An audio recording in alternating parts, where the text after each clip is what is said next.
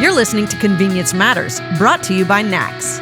Whether it's for food, fuel, drinks, or snacks, about half the U.S. population shops at a convenience store every day. We'll talk about what we see at stores and what the future may hold for our industry. Welcome to Convenience Matters. My name is Jeff Lenard with NACS. And I am here with Donovan Woods as well from the NACS as well as the Fuels Institute. So, Donovan, today what we'd like to talk about, we talk about gas a lot. And when we talk about gas, it's about gasoline. That's a perception. But today we're going to talk about natural gas and what it does to fuel vehicles. What are the opportunities for retailers, both on the fleet level and on the consumer level?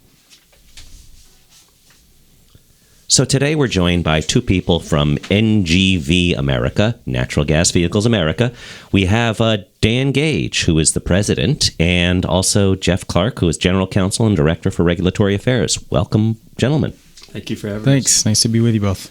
So let me just start off, Dan, if you can just give us the lay of the land, where natural gas fits in with vehicles. Over the years, we've seen a lot of different vehicle fuels talked about, whether it's propane or hydrogen and some of the other things that are either gaining in strength or not gaining in strength.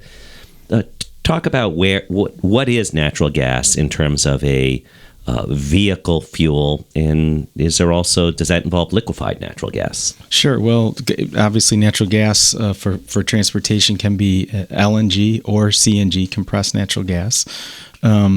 I think when we look at the transportation space, heavy-duty vehicles are the fastest growing segment in transportation in terms of energy use, in terms of emissions, and it's heavy and medium-duty, not passenger cars that are that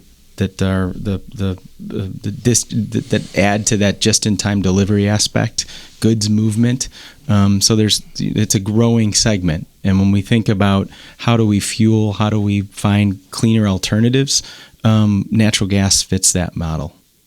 So when I woke up this morning, first thing I see is there are a new announcement again by UPS, United Parcel Service, that they are installing another, 500 or 5 new CNG stations or compressed natural gas, which adds up to around 700 new vehicles for them in different, whether it's the heavy duty, the trailers, or the ones I see in my neighborhood.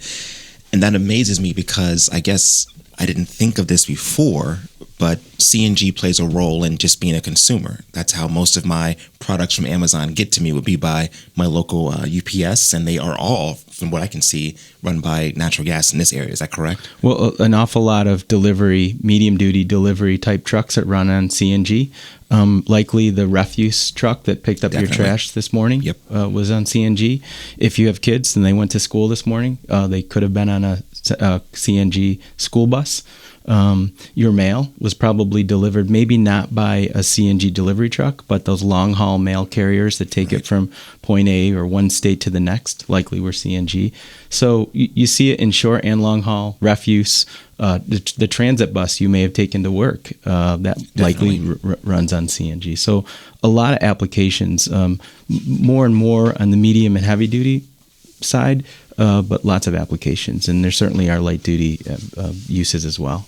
I think a lot of people aren't really aware of what natural gas is in terms of fuel, how it works for transportation. And in NACS, we're very fuel agnostic. We try not to specify which fuel is best for a retailer, but we also want to share with retailers what are some benefits or attributes to various fuels. So, Jeff, could you kind of walk us through what are the benefits of natural gas that retailers might want to look at, both in terms for fleet or for consumer applications? Yeah, I think great question. It's a lower price fuel. It's an abundant fuel. We have a wide production base here in the U.S. 33 plus states in the U.S. are producing natural gas. We have over 100-year supply. And so it's not only economically priced cheaper than gasoline and diesel, which customers like. They want to pay less for that fuel. It's also an environmentally friendly fuel. That's always been one of the big selling points for natural gas. We really got our start as a fuel in transit buses in the early 1990s. And that environmental benefit is still there today. Natural gas trucks, the newest trucks and engines, are probably 90% cleaner than what's available in the gas in terms of diesel trucks.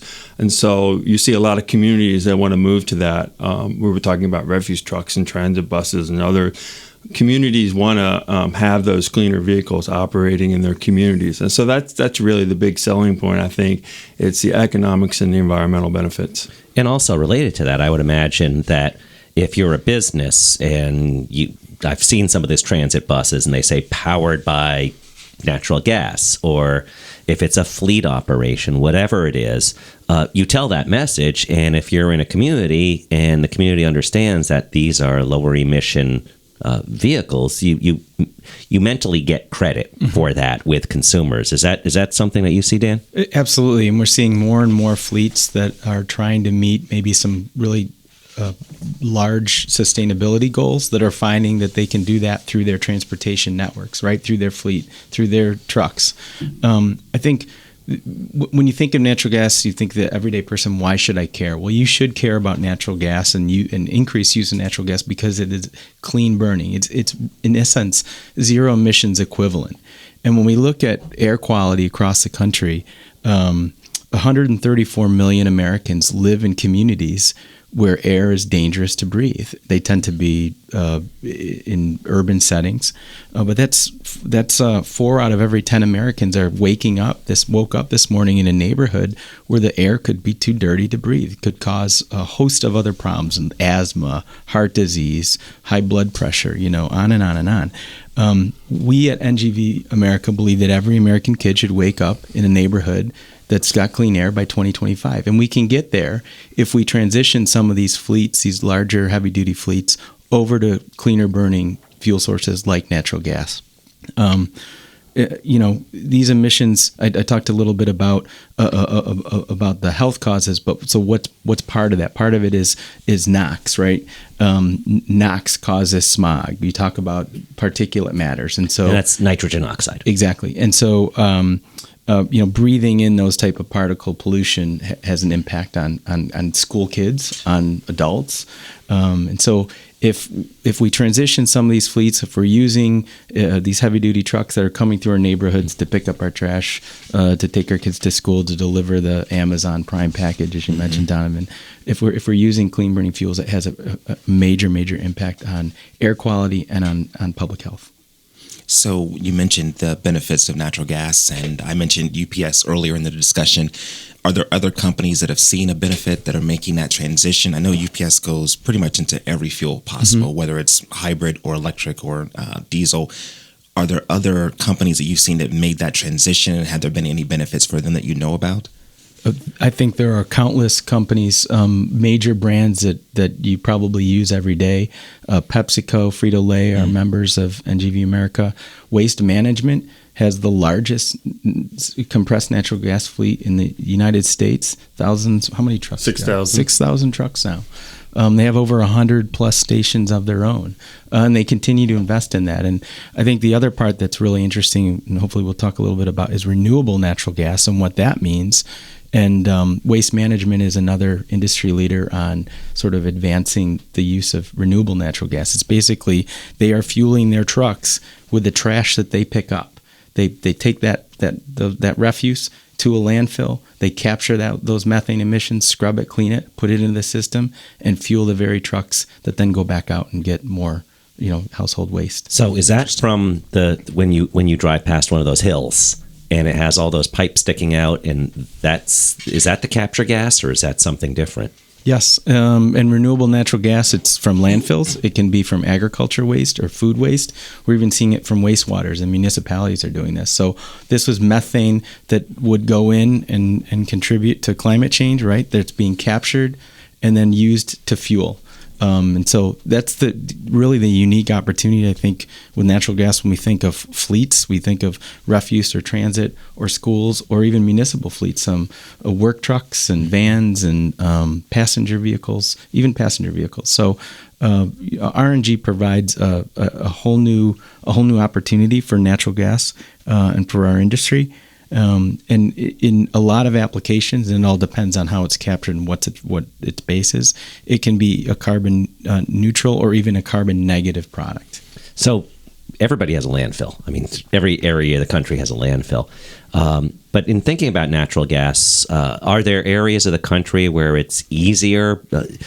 How do you get supply? Like with gasoline, it goes to refineries that go to terminals, and they're everywhere going through pipes or rail or however it's transported.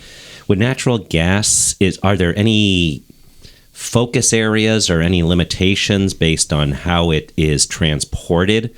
So I guess the basic question is, any areas of the country that it's a better opportunity than others? I think California is certainly taking a lead on this. They've had a lot of legislation out of Sacramento to advance and encourage this type of development. Nationwide, about 24% of all natural gas in transportation last year was RNG. This year, it's projected to be between 31 and 38%, right? So going from almost a quarter to a third. But in California, about 90% of all natural gas used in transportation is RNG.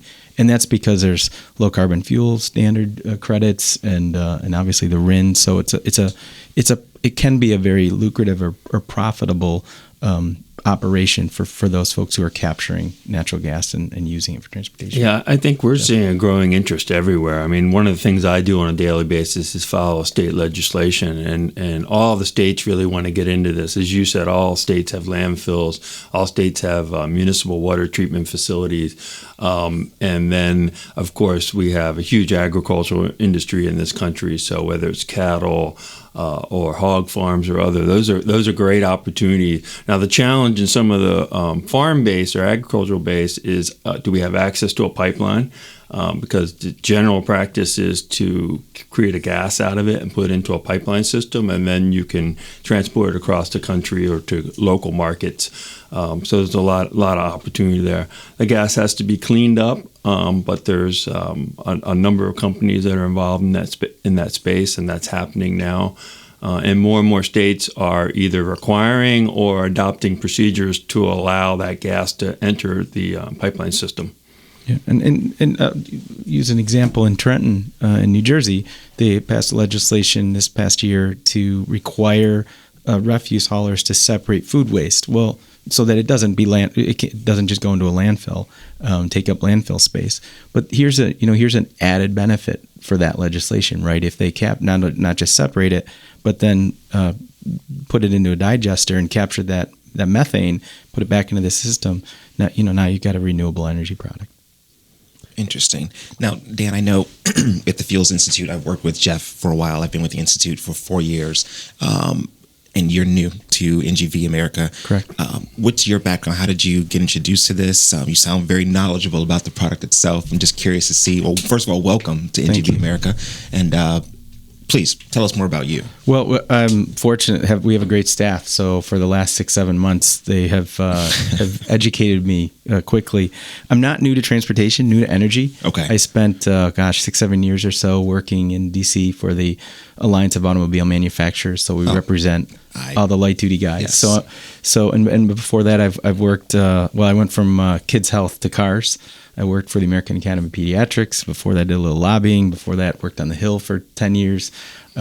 So I just sort of fell into politics, I guess, out of college at the local level, and worked at state, and then went to the federal level. And so I've always been interested in public policy and communications and public affairs, and that link between, guys and gals who go out and get elected to office, and then now what? How do we take those ideas and make good public policy and share and communicate and sell that and do it together collaboratively? Well, you which guys, is a tough thing in DC today. You guys figured out one of the secrets of our podcast. It seems like if anybody mentions Amazon, the numbers spike in terms of listening. So we've mentioned Amazon a couple times in terms of a customer for natural gas, but thinking how a retailer might use natural gas to sell to the customer. And one example comes to mind is On Q, a company, a convenience retailer in the Oklahoma area.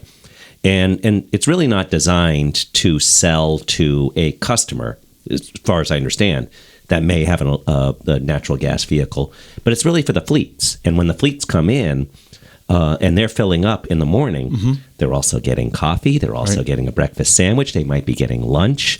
And so it's a bundled experience that if you have that fleet customer, you can sell an awful lot of in-store product for that day.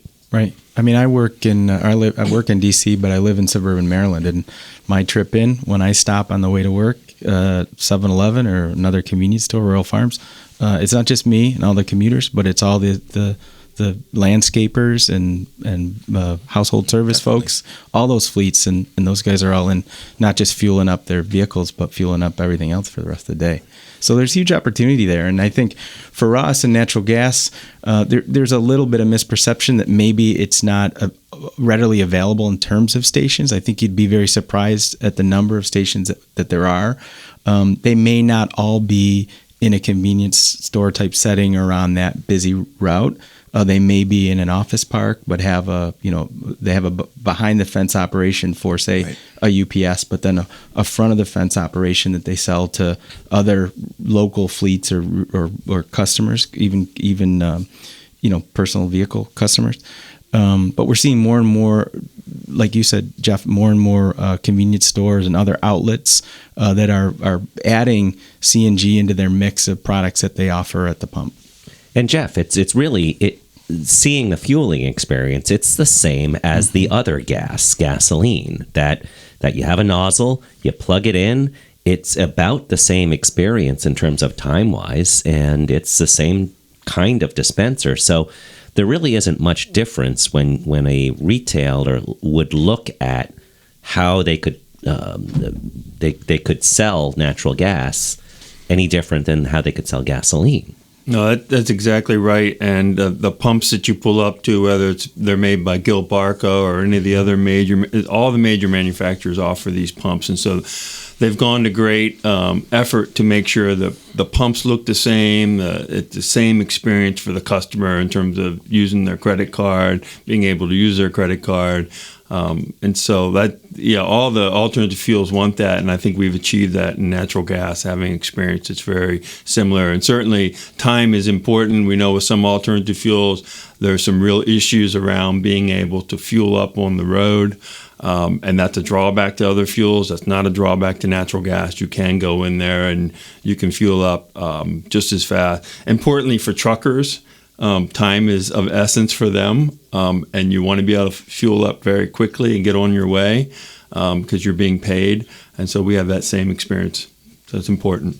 So Dan, you mentioned your background on the Hill, and I'm wondering, we're just curious, is there anything going on now with this industry that's of top of mind that comes to you that you want to share with anybody here on the podcast? Yeah, well, there is a natural gas parity bill that's been introduced by Mark Wayne Mullen of Oklahoma and Congressman Larson of Connecticut.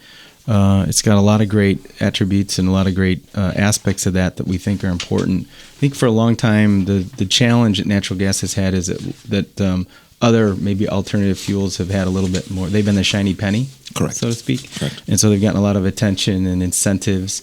There's one main incentive that our fleet customers have received, and that's the alternative fuels tax credit. It's 50 cents.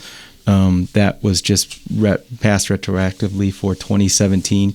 This bill would extend that again for 5 years. And that's really important for some of our customers because it does, at the end of the day, Jeff mentioned, they're making money when their wheels are turning, and it's dollars and cents. Right. And so there is, there's always been a little bit of disparity between diesel prices and natural gas to our benefit. But this makes it sometimes makes the numbers work just a little bit better when you're looking at ROI. I think you're right about the shiny penny. I mean, a lot of times we talk about autonomous, we talk about electric vehicles, hybrid, anything that is easy for the consumer to understand and they use themselves. I can see an electric vehicle on my street. I do remember in years past, there was a neighbor that had a Honda Civic that was a natural gas vehicle. Maybe, again, 4 or 5 years ago. You don't see those much anymore.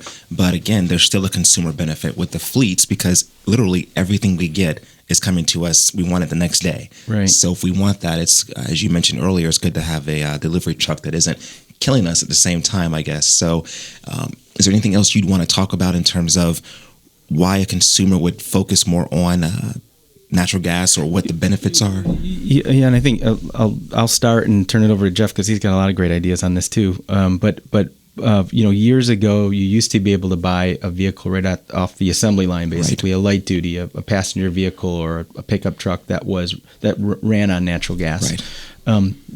Unfortunately, all of the OEMs that sell here in the United States today don't have a product that's right off the assembly line, natural gas.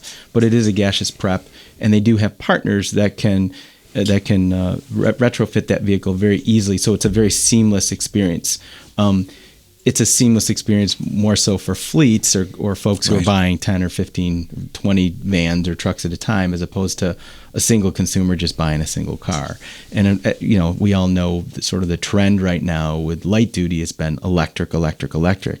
And there's a lot of benefits for that. But from our perspective, we're saying, well, hold on a minute, just wait 1 second, because electric is not quite there yet for heavy duty applications. We don't know, that if and when there will be a vehicle that can say be a Class 8 truck. What's that cost? What's its capability? So we've, as an industry, natural gas vehicles as an industry, we've hit those stumbling blocks where now we're proven, we're commercially available, we're effective, we have all the attributes that you need to be ready on day one. And I think what's interesting, and a point that we try and make with lawmakers on the Hill, and I think this is one of the reasons why Congressman Mullen and Congressman Larson were so interested in working with us, is that if you replace one current diesel fueled truck, heavy duty truck, with a natural gas ultra low NOx truck, that's the equivalent of taking 119 gas cars off the road, 119 cars. So we're spending a lot of money and time and attention looking at electrifying the light duty market, when in reality we could have some really great emissions and environmental benefits by focusing a little bit of that attention on the medium and heavy duty market as well. Now, we're a little bit behind, but Europe has been doing this now for years, and Jeff and I have these conversations regularly about a lot of fleets and brands that here that are making these huge commitments to electrify their American products, right, and have an electric and a gas model. In Europe, they also have natural gas models, and that's really, VW for one, right, Jeff? Yeah, my screensaver shot is one of the European manufacturers, and it's 18 vehicles across the board. It takes up the whole screen, and it's their entire light-duty product market that they sell in Europe is available in natural gas. Yeah. And they're selling upwards to 20,000, 30,000 a month, I think, or it's either a month or quarterly in Europe now. There's a big market there, and we get asked that question all the time. Well, why does it work there? Why can't we bring them here? There's a lot of reasons you can't bring European cars to America. They meet different standards, emission standards, safety standards, and this current administration has no interest in making it easier to bring foreign cars into the U.S., and neither have previous administrations. So whereas Mercedes and Volkswagen and Audi and all those offer those products, even General Motors offers them in Europe, there's not an easy pathway to bring those products over here to the U.S. The economics in Europe are much different, and that's why that market has really taken off. I did a comparison recently based on some press reports, and I think it was about $3.30 more per gallon equivalent. They sell in liters over there, but if you convert it to gallon equivalent, it's about $3.30 more expensive over there for diesel than it is. That's the dominant fuel over there in Europe. Than it is for natural gas. So that price point would work in the U.S. We would be selling passenger cars if the price point was $3 different. And I can tell you 5 or 6 years ago when oil was $140 a barrel and gasoline was close to $4 a barrel, the phones were ringing off the hook. Everybody wanted... A gallon, you meant? Yeah, a gallon. Everybody wanted to convert their vehicle, and there was a lot of interest in that. I don't want to completely leave people with the impression that we don't have light-duty products. The Ford F-150, the General Motors pickup trucks, FCA or Chrysler has the Ram pickup truck available. So we do have those products. Sprinter vans. And really anything that's in that F series, if it's an SUV, the General Motors products, the SUVs can be modified by Tier 1 converters. So you can upfit your vehicles and have them modified. It's interesting, all the Ford commercial products are available on order from the dealerships. That you can order them as natural gas. Ford doesn't put them out on their assembly line, but they partner with other Tier 1 companies to modify those vehicles to run on natural gas. So 2 questions, and they're absolutely unrelated. One is a follow-up to what you were just talking about. When you convert your car, the Ford F1, and I think it's the number 1 vehicle in the country for 36, 37 years, something like that. Where would they go to fuel it? Would it be a home fueling, or would they have to have some sort of retail establishment near them to fuel? It can be home fueling. There are products available in the market. You can contact. A lot of times, the best place to start is with your local gas utility, whoever you're buying gas from. Call them up, and they can probably tell you. They may be a licensed supplier of the fueling equipment. You can work with them, or they can refer you to someone. And that is an option. Right now, the price points for those products tend to be about $4,000 to $5,000 to hook them up. So if you're a contractor and you're using a lot of fuel, maybe you're a plumber, electrician, or so forth, and you're driving a lot, accumulating a lot of miles, those economics can work. In that, for someone who doesn't drive a lot of miles, that's probably a pretty big investment. So they'd have to have a local fueling, like one of your members, either a Quick Trip or Love's or one of the other stations that are available. They'd want to go to one of those stations. So that was my question related to around the corner, the person who has a truck or converts a truck.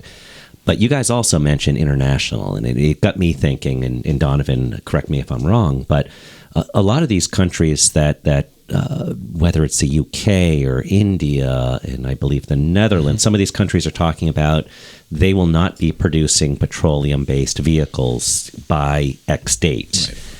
Right. And I think most people are saying, well, that just shows you where electric's going to go. But is natural gas something that's not being talked about? Because if it's not going to be a gasoline or diesel-powered vehicle, can it still be natural gas? Is that considered part of the clean objective of some of those countries? I don't know if you have thoughts on that, Dan. Well, we think so. I mean, natural gas vehicles, the ultra low NOx natural gas engine today is 90% cleaner than current EPA and CARB standards. It's a 0.02 gram per brake horsepower product. That's in essence zero emissions equivalent. It's not a ZEV because it can't be defined as a ZEV, but it's a zero emissions equivalent product. It's zero now. And so when we think about some of those applications and trying to meet some of these really stringent goals, and I mentioned the metropolitan areas across the country that are in non-attainment by the EPA, these are really commercially available options today that you don't have to wait for the technology to get there, and they're much more cost effective in terms of reducing NOx that goes into the environment and into the air. So they're ready, they're available, they're here now, and they're a heck of a lot cheaper than some of these pioneering electric options that folks are focused on. Yeah, and if I could just add, in Europe, most of the discussion is around diesel bans. So I don't think it's clear that they would ban all internal combustion engines unless they've specifically said that. The focus is on diesel, and the problem has been the diesel and the NOx emissions in the non-compliant vehicles in Europe. I can say Europe has a big push in heavy duty for natural gas trucks. LNG, the uptake there is very strong, and the EU is not only supporting it and looking to member states to adopt policies to support natural gas and trucking, but they're funding it. They're putting big dollars into building the infrastructure along the expressways in Europe. So I guess for retailers, the idea is that there is an option beyond gasoline, beyond diesel, beyond electric. So for retailers who are interested in learning more, Dan, give us the website, give us information so people can learn more and figure out if they fit in with natural gas. Sure, it's simple. We're at ngvamerica.org, so ngvamerica.org, and we got all kinds of information about why you should switch and consider natural gas. Well, thank you, Dan. Thank you, Jeff. And thank you for listening to Convenience Matters. Convenience Matters is brought to you by NACS and produced in partnership with Human Factor. For more information, visit convenience.org.